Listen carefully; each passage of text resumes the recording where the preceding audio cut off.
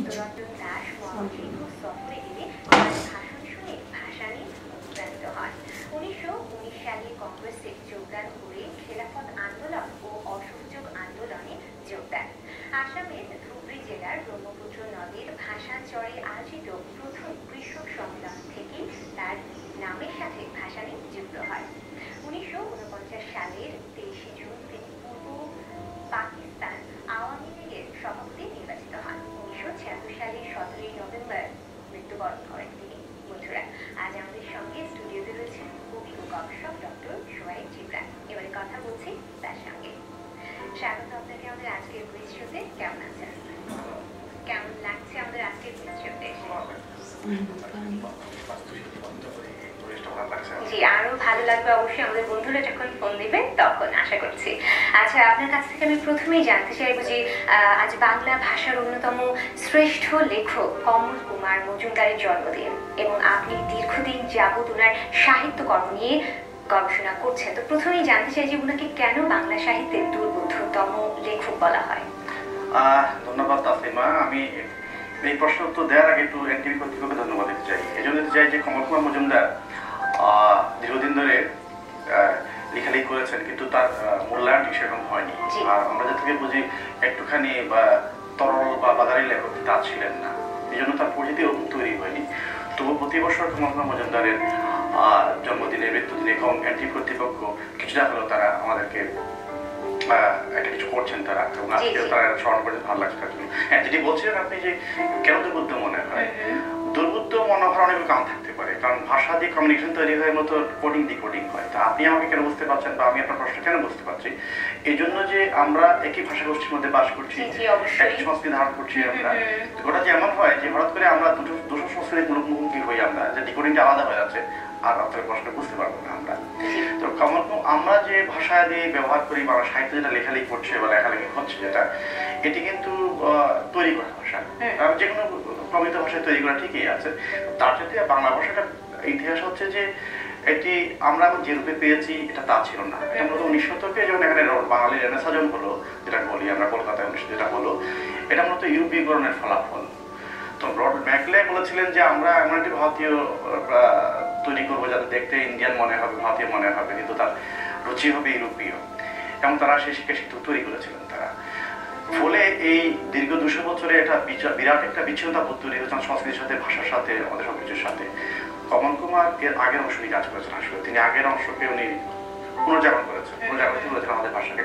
So আমরা আমাদের নিজস্ব ভাষাকে নিজস্ব থেকে চিনতে পারিনি আমরা, এই জন্য তাকে দুর্বোধ্য মনে হয়। আরো কিছু কারণ হতে পারে, যেমন ধরুন তিনি যে বিষয়ে কথা বলছেন বা যেভাবে উপস্থাপনা করেছেন, তো সেই ভাষা বা সেই উপস্থাপনায় অভ্যস্ত নই আমরা, সেটা কারণে তৈরি হয়েছে। আচ্ছা, তিনি কিন্তু দেখা যাচ্ছে সাহিত্যের বিভিন্ন শাখায় মৌলিক অবদান রেখেছেন। তো ওনার কোন কাজগুলো আপনার কাছে গুরুত্বপূর্ণ বলে মনে হয়? উনি যে শাখা থেকে কাজ করেছেন ভালো কাজ করেছেন। ধরুন তিনি শিশুদের নিয়ে কাজ করেছেন, আইকন বাইকন করেছেন, ছড়াগুলো তৈরি করেছেন, তারপর ইলাস্ট্রেশনের কাজগুলো করেছেন, তিনি নাটক নিয়ে কাজ করেছেন, সবকিছু অনেক কিছু কাজ করেছেন, সঙ্গীত নিয়ে কাজ করেছেন। তার মানে মৌলিক কাজগুলো মনে হচ্ছে যেখানে আমরা এখন তাকে অমর করবো বা যাকে আমরা খুব গুরুত্বপূর্ণ মনে হচ্ছে সাহিত্যের কাজ, কিন্তু উপন্যাসের কাজটাই, উপন্যাসে তার গুরুত্বপূর্ণ কাজটি হচ্ছে আসলে। আচ্ছা আচ্ছা, তো যে ভাষায় তিনি লিখেছেন তা কিন্তু প্রচলিত ভাষা নয়, উনি এই ভাষায় কেন লিখলেন, এর কারণটা কি? ওনাকে নিয়ে একটা ইয়ে আছে, বিনোদ রক্ষিত নামে একজন গবেষক একটা বই লিখেছেন, তো ওই কাব্যবীজ ও কমল কুমার নামে, সেখানে এটা অধ্যায় লিখেছেন ভাষা নিয়ে যেখানে আলোচনা করছেন। উনি বলছেন যে ভাষা গুলিয়ে গিয়েছে।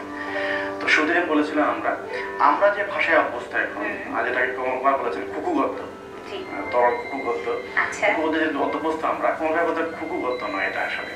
সে গতটা একদমই আমাদের এই ভাষার ইউরোপীকরণের আগের অংশের যে গদ্যটা ছিল। যেমন ধরুন আপনি তার সুহাসিনী পকেটের উপন্যাসটি আপনি পড়তে যান, দেখবেন যে মাত্র একটি মাত্র বাক্য 250 পৃষ্ঠা, একটি মাত্র বাক্য দাড়িকমা ছাড়াই। যে কোনো চমকে যেতে পারে যে একটি বাক্য দাড়িকমা ছাড়া 250 পৃষ্ঠা কি করে হয়, কিন্তু ব্যাপারটা চমকানোর কিছু নেই। কারণ আমরা দাড়িকমা পেয়েছি হচ্ছে ইংরেজি ভাষার অনুকরণে, এখানে পেয়েছি আমরা ফুল স্টপের বিকল্প দাঁড়িয়ে দিয়েছিলাম। মূলত রাজা রামমোহন হাতি কাজগুলো হয়েছে আসলে, এই বিদ্যাসাগর পরিটা আরো বেশি প্রমিত করেছেন। কিন্তু আমাদের একটু আগে যদি তাকাই আমরা আমাদের গদ্যের ভাষা কি তাই ছিল, তারিখ প্রমাণ ছিল আসলে সেখানে ছিল না, এটা উদাহরণ দিয়ে আপনাকে। আমাদের হাতে নমুনা এসছে হচ্ছে আমাদের অসম রাজ্য কম্পা লিখছেন বর্তমান রাজাকে, এটা কি লিখছেন, লিখন কার্যং ছয় আমার কুশল মানীয় নিরন্তরে তোমার কুশল বাঞ্ছা করি অতএব পত্রাপথে গতায়াত হইলে পৃথিবীর বীজ অঙ্কুরিত হইতে রয়ে। আপনার মনে হতে পারে যে লেখন কার্যং ছয় একটা দাঁড়িয়ে আছে, না, পুরো চিঠিটি মাত্র একটি বাক্য। এবং আপনি যদি আমরা দলিল দেখেন, আপনি দলিল যারা লিখেন যারা দলিল দেখবেন যে শান অমুক আমি এই মতে এই করছি একটি বাক্য লিখছেন। তার মানে বাংলা বাক্য এরকম দীর্ঘ ছিল আগে, আমরা পড়তে সময় এটাকে আমরা কৃত্রিম করেছি, আমরা একটু তারিখ দিয়েছি। আরো আপনি তাকে দেখুন, আপনি যেমন ধরুন আপনি মহাকাব্য যদি পড়েন, আপনি মহাভারতের কথা অমৃত সমান কাশিরাম দাস বনে শুনে পূর্ণবান, একটাই যদি চালাচ্ছে, কিন্তু সে দীর্ঘ একটি গ্রন্থ রচনা করছে এটা দিয়ে, মাত্র এক দেড় দিয়ে। তো আমাদের আসলে এই গদ্যটা আমাদের ছিল, আমাদের এই ভঙ্গিটা আমাদের ছিল, কিন্তু আমরা যেহেতু ভাষাটিকে এবার কৃত্রিম করা হয়েছে, ফুড ল্যাঙ্গুয়েজ কৃত্রিম করা হয়েছে, এটাকে আমরা স্ট্যান্ডার্ড মেনে নিয়েছি। তো এই কারণে তার ভাষাটি আমাদের গুরুত্বপূর্ণ হচ্ছে। জি, বাহ, অসাধারণ। আমরা আরো কথা বলবো, এখন কথা বলবো একজন বন্ধুর সঙ্গে, অনেক ধরে অপেক্ষা করছে, ফোনটা নিয়ে আসি আমরা। হ্যালো, কেমন আছো মেঘলা?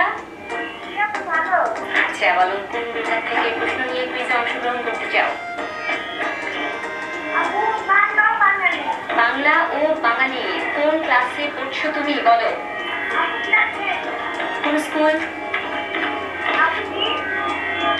আচ্ছা, প্রশ্নে যাচ্ছি। প্রথম প্রশ্ন, কাজী নজরুল ইসলামের প্রথম প্রকাশিত লেখা ক বিদ্রোহী, খ বাউটুলের আত্মকাহিনী, গ মুক্তি। বলো, ক বিদ্রোহী, খ বাউন্ডুলের আত্মকাহিনী, গ মুক্তি। বলে ফেলো ঝটপট। উত্তর সঠিক। 500 টাকা সমমূল্যের বই রইল তোমার জন্য। যাচ্ছি পরের প্রশ্নে। আমাদের দেশে বয়স্ক ভাতা চালু হয় কত সাল থেকে? ক 1975, খ 1989, গ 1998। বলে ফেলো ঝটপট। এই উত্তরটিও সঠিক। 500, 1000 টাকা সমমূল্যের বই রইল তোমার জন্য। এবার বলো, যাবো তৃতীয় প্রশ্নে। আজকে আর খেলবো না, ঠিক আছে। 1000 টাকা সমমূল্যের বইয়ের জন্য অনেক অভিনন্দন। আমরা আরো কথা বলবো, কিন্তু এখন একটা বিরতির সময় হয়ে গেছে আমাদের। বন্ধুরা, এখন একটা ছোট্ট বিরতিতে যাচ্ছি, এক্ষুনি ফিরবো, সঙ্গেই থাকো।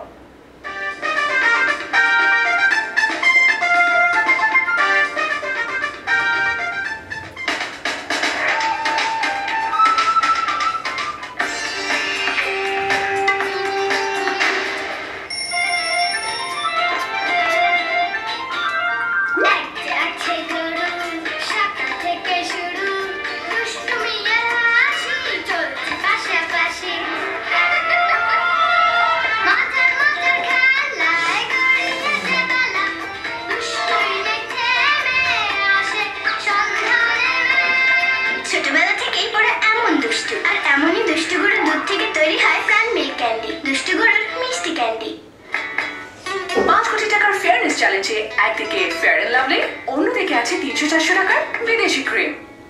কার ফেয়ারনেস বেশি ভালো? চলো টেস্ট করে দেখি। এটা একটি 300 টাকার বিদেশি ক্রিম, আর এটা Fair and Lovely advanced multivitamin cream. Fair and Lovely fairness থেকে ভালো, প্রশ্নই আসে না। ব্যবহার করে নিজেই দেখো। 300 টাকার বিদেশি ক্রিমের ফ্যান, তুমি জিতলে 5 কোটি আমি তোমাকে দিব, আর যদি আমি জিতি তাহলে আমি কি পাবো? বলো বলো। ফেয়ার এন্ড লাভলি 5 কোটি টাকার চ্যালেঞ্জ। গবেষক হিসেবে দেখেছি আমাদের পানিতে অনেক জীবাণু রয়েছে। এসব থাকতে পারে আপনার সন্তানের খাবার পানিতেও। যদি না আমার মতো আপনিও ইউনিলিভারের পিউরিটির উপর আস্থা রাখেন। এই অ্যাডভান্স প্রযুক্তি 4 স্তরে পানিকে বিশুদ্ধ করে, ঠিক ফুটানো পানির মতোই। আমার পানি ফুটাতে বা ফিল্টার করতে হয় না। ইউনিলিভারের পিউরিট। শুধু ফর্সা ত্বক যথেষ্ট না, ডার্ক সার্কেলস ও দাগ দূর করে আমরা ভেতরের উজ্জ্বলতা প্রকাশ করতে পারি। নতুন Pond's white beauty cream gen white active সমৃদ্ধ, যা ডার্ক সার্কেলস ও দাগ হালকা করে ত্বক উজ্জ্বল করতে সাহায্য করে। উজ্জ্বলতা ভেতর থেকে। নতুন পন্ডস হোয়াইট বিউটি, এগুলো পন্ডসের অধিকার।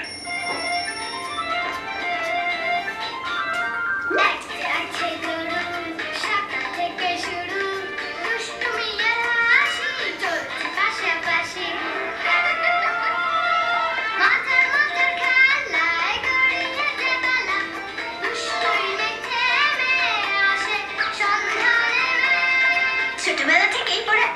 দুষ্টু, আর এমনই দুষ্টু গরুর দুধ থেকে তৈরি হয় প্রাণ মিল্ক ক্যান্ডি, দুষ্টু গরুর মিষ্টি ক্যান্ডি।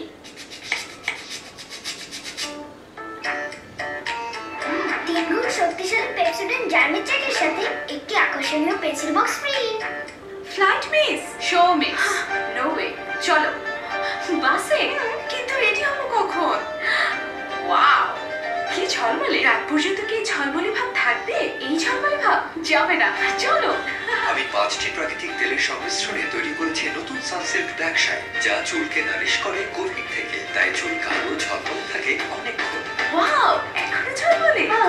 এবার দুনিয়া চমকায় নতুন সানসিল্ক ব্ল্যাক শাইন। আমার চুলের কালো ঝলমলে ভাব যাবে না কখনো। কি রে সাদ?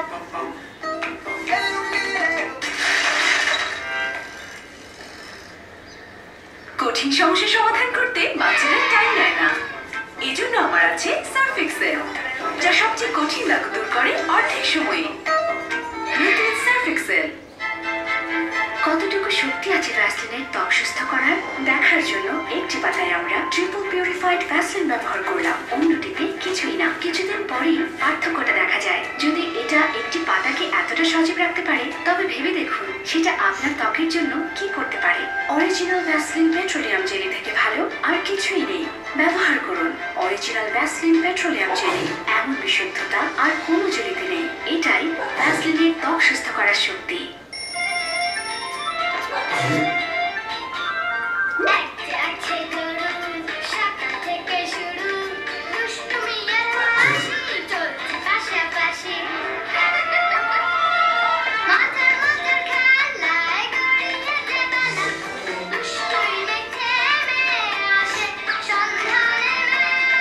ছোটবেলা থেকেই ওরা এমন দুষ্টু, আর এমনই দুষ্টু গরুর দুধ থেকে তৈরি হয় প্রাণ মিল্ক ক্যান্ডি, দুষ্টু গরুর মিষ্টি ক্যান্ডি।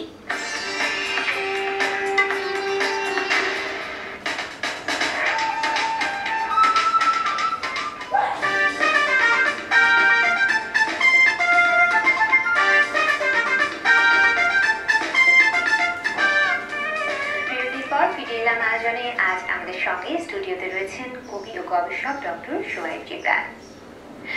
এবারে আপনার কাছ থেকে আমি একটা ব্যাপার জানতে চাচ্ছি যে আপনার কবিতার বইগুলো সম্পর্কে। আপনার প্রথম কবিতার বই কাঠছেড়ায়ের শব্দ বহুল আলোচিত, বহুল প্রশংসিত। কি ধরনের কবিতাগুলো বইটিতে স্থান পেয়েছিল? এটা আমাদের বেশি বেশি বলা হচ্ছে, বহুল আলোচনা জানি না আমি, কবিতা মানে কতই বা পড়ে মানুষ। হ্যাঁ, আলোচনা হয়েছিল। এই জন্য আলোচনা হয়েছিল যে আমরা যারা তখন লিখছিলাম, যা শুরু করেছে 90 দশকে, যা শুরু হয়েছিল, আমাদের সাথে একটা চ্যালেঞ্জ ছিল তখন ছাত্র জীবনে। আমরা টের পাচ্ছিলাম যে বাংলা কবিতা 70-এর দশকে যে ধসটা নেমেছে সাহিত্যের প্রবণত দিক দিয়ে, সেটা সরে আসা। 80 দশকে একটু কাজ হয়েছিল, তারা একটা প্রয়াস ছিল যে সরে আসা দুটো দিক থেকে, বিষয়ের দিক থেকে, আঙ্গিকের দিক থেকে।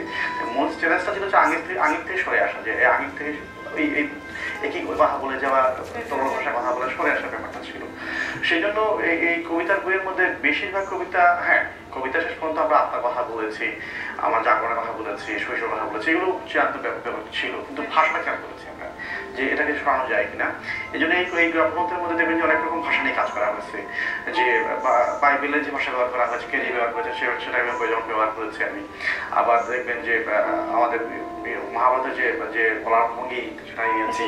আর কোরআন শরীফে যখন বলা হচ্ছে যে আল্লাহর নাম অসংখ্য লিখে শেষ করা যাবে না, আমি শেষ করতে আবার ওই কোরআন শরীফকে নেওয়ার চেষ্টা করছি। আমি এই বিচিত্র ফর্মগুলোকে নেওয়ার চেষ্টা করছি, নিয়ে আমার আত্মার কথা, আমার বেদনার কথা, শৈশবের কথা, তামার কথা, কবিতা যেগুলো থাকে সেগুলোই আছে, কিন্তু এই নিরীক্ষাগুলো করার চেষ্টা করেছিলাম আসলে আমি। আচ্ছা আচ্ছা, খুব ভালো লাগছে কথা বলতে, কিন্তু এখন একটা আবৃত্তি শুনলে মনে হয় বন্ধ হয় না আপনার এই বই থেকে। তাহলে আপনার পছন্দের একটি আবৃত্তি শুনতে। আমি আসলে ভালো আবৃত্তিকার নই, ঠিক আছে, কবিতা পড়ে শোনাই। আবৃত্তি নয়, পড়ে শোনাচ্ছি আমি একটা কবিতা। এই কবিতার নাম ছায়া এলিজি। রাত্রি ছেলে, রাস্তায় একা পেয়ে শুনিয়েছ গান, মানে বুঝিনি। আজ অন্ধকারে ভয়ে ভয়ে তুলে ধরেছি মাথা, ওই যে আকর্ষণে নুরাবাই, তারা 7 জন বোনের লাশ নিয়ে যায় নিত্য রাতে শ্মশানেতে। কি বেদনা তাদের সাথে খেলা করে জানি। ভাষার অর্থ বুঝি, যিনি জেগে আছেন মাঠের ওপারে, বটগাছ বাতাস আর বিদ্যুৎ নিয়ে, আত্মা মাঝে মাঝে পাঠাই তার খোঁজে, কি কঙ্কাল বেঁচে পড়তে থাকা, এই অর্থ জাগরণার অর্থ স্বপ্ন নিয়ে দিনানিশি। সে ডাকে, দিঘির জলে ডুবে গেল দেহ, ডুবে গেলে চাঁদের দেহ আমি কি আর ফিরে যেতে পারি? ফিরে কি কেহ যে ফেলে যেতে ছায়া পথের ধুলোয়, ছায়া ফেলে হাঁটি তিনি স্নেহ আর শৈশব, তার সাথে জানাশোনা ছিল সেখানে। আজ শুধু মাছের মতো মুখ মনে পড়ে রাত্রি ছিল। বাহ, খুব ভালো লাগলো। আচ্ছা, তো আসছে বইমেলায়, ফেব্রুয়ারিতে বইমেলা, তো সেই বইমেলায় আপনার কি কোনো বই আসছে নতুন? হ্যাঁ, অনেকগুলো বই আসবে বইমেলায়। একটি হচ্ছে আমরা বলি ছেলেবেলা মেয়েবেলা বলি, আমি একটা বই তৈরি করছি স্কুলবেলা। আচ্ছা, স্কুলবেলা আমাদের প্রত্যেকটা স্কুলের সময় গিয়েছে, আমাদের সেই মাস্টার মশাই আমাদের সেই সময় নতুন প্রেমে পড়া, নতুন ভালো লাগা, উত্তেজনা, সেগুলো নিয়ে একটি বই আমাদের স্কুলবেলা একটা বই। আচ্ছা। আর আমরা কবিতা যেমনটি ভাবি যে কবিতার মধ্যে এরকম থাকবে, আর তারপর গদ্যে এরকম থাকবে, উপন্যাস এরকম হবে, আমি এই ফর্মগুলো ভেঙে চেষ্টা করেছি। আমি এটা বই লিখছি, আপনার পড়ে মনে হবে যে এটা গদ্যের মধ্যে কোথাও ঢুকে দেওয়া হচ্ছে, আর কবিতার মধ্যে গদ্য ঢুকে দেওয়া হচ্ছে। আচ্ছা, এই সীমা ভেঙে ফেলার জন্য এটা বই লিখছি। গল্পের মতো মুখ নামে, আপনি পড়লে মনে হবে যে এটা গল্প পড়ছে, কিন্তু কোনো না, গল্প না, আপনাদের কবিতা ঠেসে দেওয়া হয়েছে। আচ্ছা, এই কবিতার গল্প ভেঙে ফেলার মাঝখানে এটা বই লেখার চেষ্টা করছি। এই বইটা আসবে। এর বাইরে একটা অনুবাদ বই কাজ করছি আমি এই মুহূর্তে, তাতে এত পাথর, এটা গেল আবার এই বইটি বাংলাদেশে অনেকদিন কথা হচ্ছে, অনুবাদ হয়নি। এটা বহু আগে একবার করেছিলেন বোধ হয় মাসুরার এফেক্ট, এটা প্রিন্ট আউট হয়েছে, আমরা দেখিনি বইটাকে।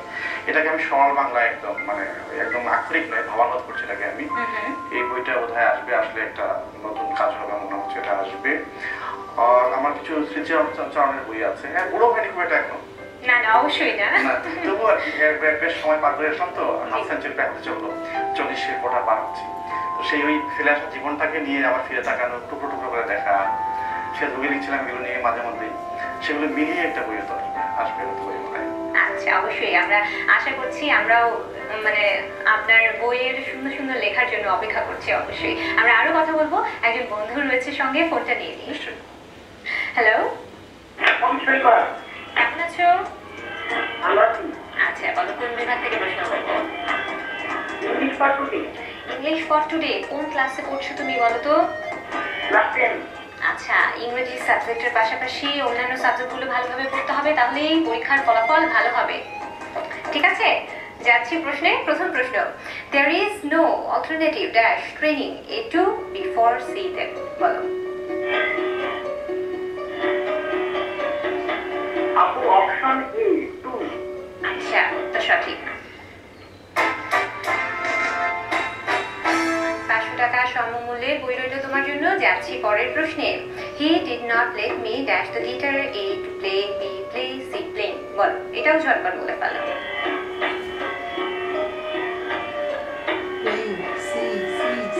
আপু অপশন বি প্লে। আচ্ছা, এই উত্তরটাও সঠিক। 500 1000 টাকা সমমূল্যের বই রইল তোমার জন্য। এবার বলো, যাবো তৃতীয় প্রশ্নে। আচ্ছা, যাচ্ছি। fill in the blanks with appropriate preposition. He was born dash a middle class family. A to B of C both A and B বল।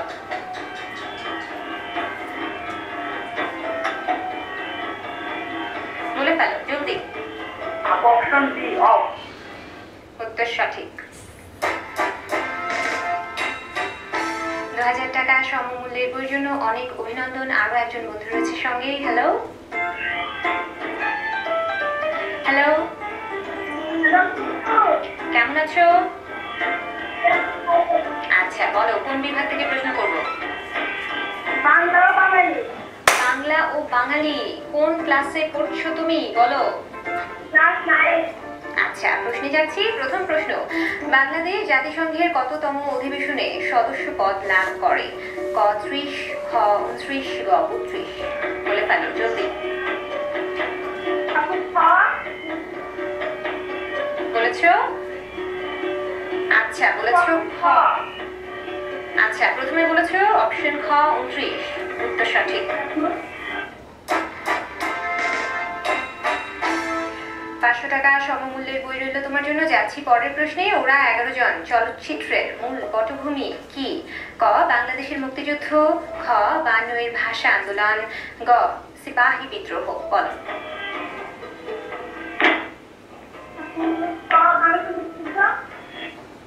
আচ্ছা, তুমি বলেছো ক বাংলাদেশের মুক্তিযুদ্ধ। উত্তর সঠিক। 500 500 1000 টাকা সমমূল্যের বই রইল তোমার জন্য। এবার বলো যাবো তৃতীয় প্রশ্নে। আচ্ছা, লাইনটি কেটে গেছে। আচ্ছা, আমরা আরো কথা বলবো, কিন্তু এখন আরো একটা বিরতির সময় হয়ে গেছে আমাদের। বন্ধুরা, এখন আর একটি ছোট্ট বিরতিতে যাচ্ছি, এখনই ফিরবো সঙ্গে নিয়ে ছবির গ্যালারি।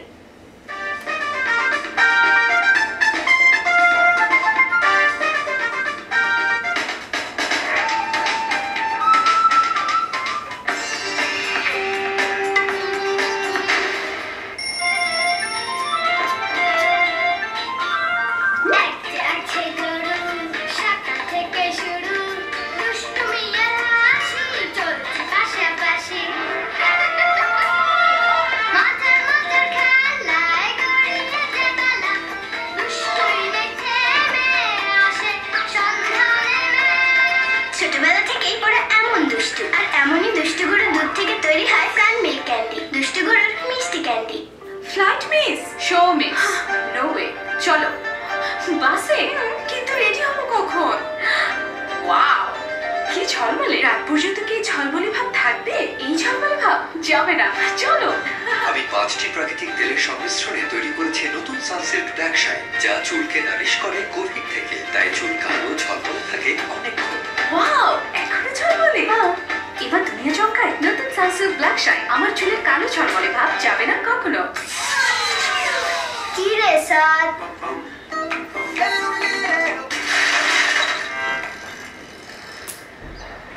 কঠিন সমস্যা সমাধান করতে বাচ্চারা টাইম নেয় না। এজন্য আমার আছে সার্ফ এক্সেল, যা সবচেয়ে কঠিন লাগু দূর করে অর্ধেক সময়ে। নতুন সার্ফ এক্সেল। কতটুকু শক্তি আছে ভ্যাসলিনের ত্বক সুস্থ করার দেখার জন্য একটি পাতায় আমরা ট্রিপল পিউরিফাইড ভ্যাসলিন ব্যবহার করলাম, অন্যটিতে কিছুই না। কিছুদিন পরেই পার্থক্যটা দেখা যায়। যদি এটা একটি পাতাকে এতটা সজীব রাখতে পারে, তবে ভেবে দেখুন সেটা আপনার ত্বকের জন্য কি করতে পারে। অরিজিনাল ভ্যাসলিন পেট্রোলিয়াম জেলি থেকে ভালো আর কিছুই নেই। ব্যবহার করুন অরিজিনাল ভ্যাসলিন পেট্রোলিয়াম জেলি। এমন বিশুদ্ধতা আর কোনো জেলিতে নেই। এটাই ভ্যাসলিনের ত্বক সুস্থ করার শক্তি।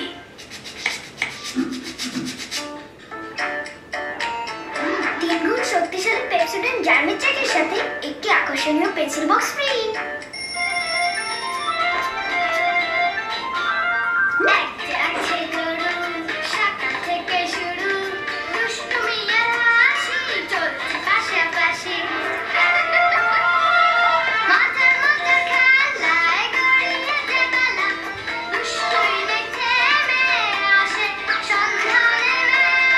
ছোটবেলা থেকেই ওরা এমন দুষ্টু, আর এমনই দুষ্টু গরুর দুধ থেকে তৈরি হয় প্রাণ মিল্ক ক্যান্ডি, দুষ্টু গরুর মিষ্টি ক্যান্ডি। শুধু ফর্সা ত্বক যথেষ্ট না, ডার্ক সার্কেলস ও দাগ দূর করে আমরা ভেতরের উজ্জ্বলতা প্রকাশ করতে পারি। নতুন পন্ডস হোয়াইট বিউটি ক্রিম জেম হাইলাইটার সমৃদ্ধ, যা ডার্ক সার্কেলস ও দাগ হালকা করে ত্বক উজ্জ্বল করতে সাহায্য করে। উজ্জ্বলতা ভেতর থেকে। নতুন পন্ডস হোয়াইট বিউটি, এগুলো পন্ডসের অঙ্গীকার। আপনার ত্বকের স্বাভাবিক শুভ্রতা ত্বকের কালো স্তরের আড়ালে ঢাকা পড়ে, আর তাই আমাদের এই বিশেষ টেক টেস্ট আপনাকে দেখানোর জন্য ত্বকের সেই কালো স্তর যা সাবান পরিষ্কার করতে পারে না। এই সব দূর করুন Pond's white beauty face wash দিয়ে। এর প্রো ভিটামিন B3 ফর্মুলা মেলে ধরে এক নতুন উজ্জ্বল ও স্বাভাবিক শুভ্র ত্বক।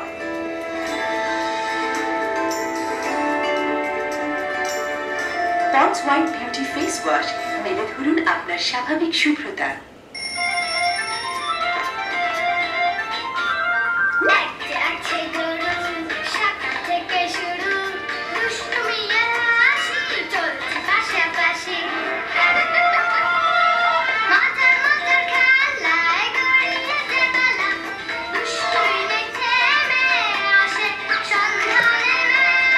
ছোটবেলা থেকেই ওরা এমন দুষ্টু, আর এমনই দুষ্টু গরুর দুধ থেকে তৈরি হয় প্রাণ মিল্ক ক্যান্ডি, দুষ্টু গরুর মিষ্টি ক্যান্ডি।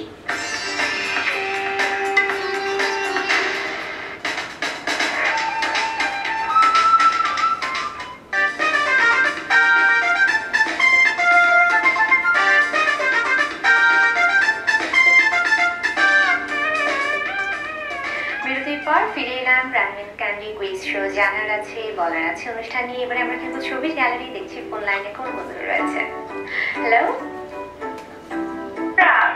কেমন আছো? তুমি ভালো আছো? হ্যাঁ ভালো আছি। জানো তো এখন কোন বিভাগ নিয়ে খেলবো আমরা? ছবির গ্যালারি বিভাগ। হ্যাঁ যাচ্ছি। প্রশ্নের প্রথম প্রশ্ন, ছবিটি দেখে নাও। এটি সর্বোচ্চ ক্রীড়া আদালত এর নাম বলতে হবে। ক কোর্ট অফ স্পোর্টস, খ সুপ্রিম কোর্ট অফ স্পোর্টস, গ court of arbitration for sports. বলো। কোর্ট অফ তো সঠিক। 500 টাকা সমমূল্যে বই রইল তোমার জন্য। যাচ্ছি পরের প্রশ্নে। স্থাপনাটির নাম বলো। ক বুল্যান্ড দরজা, খ লন্ডন আই, গ গেরাফরা। বলো। London I. এর উত্তরটিও সঠিক। 500 500 1000 টাকা সমমূল্যের বই রইল তোমার জন্য। এবার বলো যাব তৃতীয় প্রশ্নে। কি আপু? আচ্ছা যাচ্ছি। ছবির এই ভাস্কর্যটির নাম কি? ক অদম্য বাংলা, খ বিজয় সংগ্রাম, গ অমর একুশে। আপু মনে হচ্ছে আদম্য বাংলা। মনে হচ্ছে অদম্য বাংলা। এই ভাস্কর্যটি খুলনা বিশ্ববিদ্যালয়ে অবস্থিত এবং উত্তর সঠিক। 2000 টাকা সমমূল্যের বইয়ের জন্য অনেক অভিনন্দন তোমাকে। আমরা আপনার কাছে ফিরে আসি। আপনি একজন সফল গবেষক। তো আপনার গবেষক সত্তা কবি সত্তাকে কোনোভাবে প্রভাবিত করে কি? আসলে লেখালেখির ব্যাপারটা কি শেষ পর্যন্ত আমরা আসলে খনন করি। শেষ পর্যন্ত হয়তো অন্য কিছু খনন করি, অন্য কাউকে খনন করি, নিজেকে খনন করি। গবেষণার ব্যাপারটা হয়তো একটু পদ্ধতিগত ব্যাপার, মেথড মেনে আমরা খননটা করি। আর যেটা সত্তাকে খনন নিজেকে করি, তো এটি অনুসন্ধানের বিষয়। আসলে নিজেকে উপলব্ধি, অন্য কিছু বোঝার চেষ্টা করা। আমার মনে হয় যেটা পরিপূরক। আমার হয়তো ভাষার মাধ্যম আলাদা, বলার মাধ্যম আলাদা, কিন্তু ওই সার্চ করা, কিছু খুঁজে বেড়ানো, ভেতর দিকে তাকানো, দুটোই আমাদের পরিপূরক হয়ে আমার সামনে দিয়ে যাচ্ছে। আচ্ছা এবারে আসি বর্তমান প্রজন্মের দিকে। তো আমাদের বর্তমান প্রজন্মের গদ্য ও পদ্য শিল্পীরা কেমন লিখছে বলে আপনার মনে হয়? এখনো বলার সময় আসলে আসেনি। মাত্র 60 দশকের কবিতা কিছুদিন গেল, দ্বিতীয় শুরু হলো। 60 দশকের কবিতা নিয়ে আমি বেশ পড়াশোনা করেছি। একটা গদ্য লিখছি, এর মধ্যে আমি কি করে বানালো তার শূন্যের মাঝে নামে গদ্য লিখছি। আমি লিখতে গিয়ে ভালো করে লিখছি আমি। তো যেটা হয়েছে এরা সিরিয়াস এবং খুব ভালো লিখছে এরা। আমার কেউ জানি মনে হচ্ছে এরা অতি বিমূর্তর দিকে যাওয়া, একটা জিনিসকে অনেক বেশি বিমূর্ত করে ফেলা।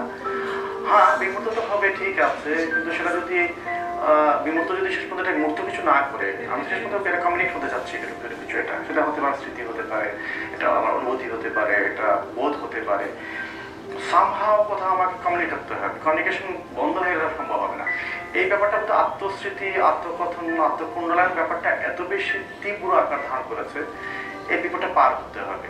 তবে আমার ভালো লাগছে এই জন্য পড়তে গিয়ে আমার, যে এরা বেশ পড়াশোনা করে আসা বোধ আছে এবং লেখালেখির ব্যাপারটাকে তারা একান্তই এটাকে কোনো ধরনের হালকা বিষয় বা সস্তা বিষয়টা মনে হয়নি। কবিতার ক্ষেত্রে বলছি আমি আর কি।